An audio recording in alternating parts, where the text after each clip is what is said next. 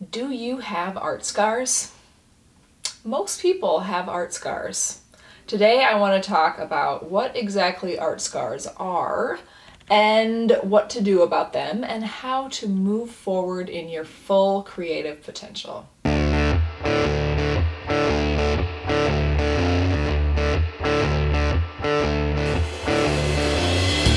I'm Josie, I'm an artist. I love color, process, and material. I also love to empower and inspire curious creatives to go out there and make something.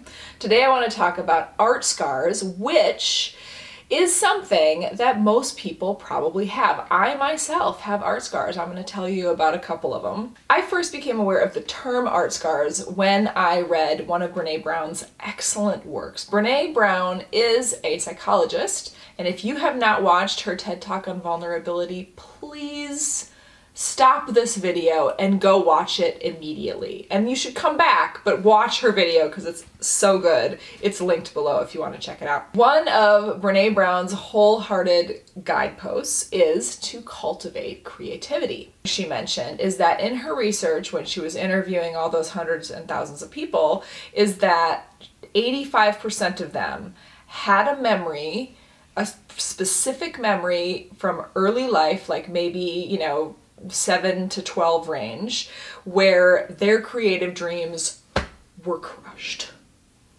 And 85%, man. And since I've been talking to folks about this, I haven't found a single person that doesn't have something that happened that turned them away from a dream in their small heart. Like maybe they wanted to paint, or they wanted to sing, or they wanted to downhill ski or something.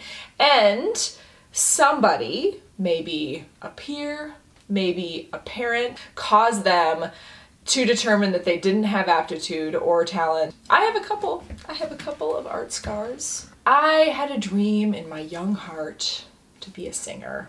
I was maybe like 10 or 11, and I would practice in the bathroom mirror with a hairbrush. Actually, I don't know if I used a hairbrush, but that's the cliche. Anyway, I was there, I was singing the pop songs of the era, and I practiced some. Anyway, I was at dinner with my friend at her house, and she was one of those like mean friends that you don't really realize is mean until later.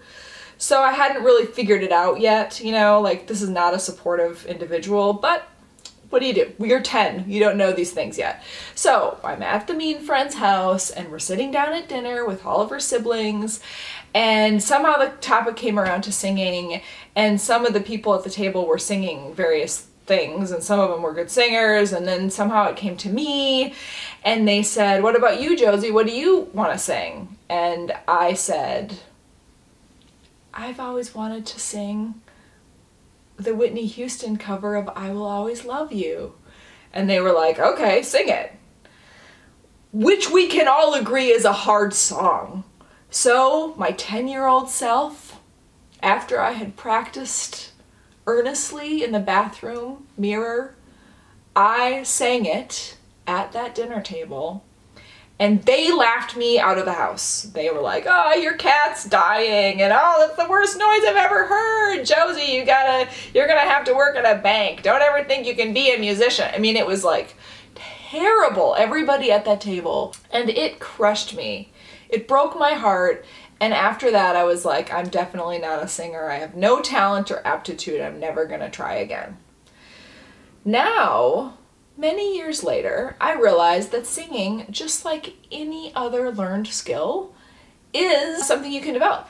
I could have taken lessons. I could have joined a choir. There's any number of things I could have done to have become a better singer, a passable singer. Like, even now, I can sort of read music and I can harmonize. I maybe am not, Whitney Houston, but I probably could have dropped some mean karaoke if I had been given the chance to, practice a little. But it hit me so deep. It wasn't just that I delivered a lousy version of I Will Always Love You. It was that I personally was shamed and bad. One of the things about these art scars is that they're usually rooted in shame. And shame is something that tells us that we are personally no good. Not that our action was no good, but that we personally are no good. So hearing that I was a bad singer, which I may well have been, like I said, I Will Always Love You is a very hard song. I think we can agree. I probably did butcher it, but I came away feeling like I was personally bad. Pursuing the creative life really is all about identity. So what I mean by that is, this thing happened to me. I was a speaker at an event and I talked about the power of art and the power of creativity, and then I led the group. There's maybe 50 or 60 people. I led the group in a watercolor session. And after I had spoken, I was getting everybody set up with painting, and this gentleman came up to me. He was like in his 60s maybe, and he was visibly upset, like nearly crying, very trembling almost. And he said that when he was in his 20s, he was sent to prison.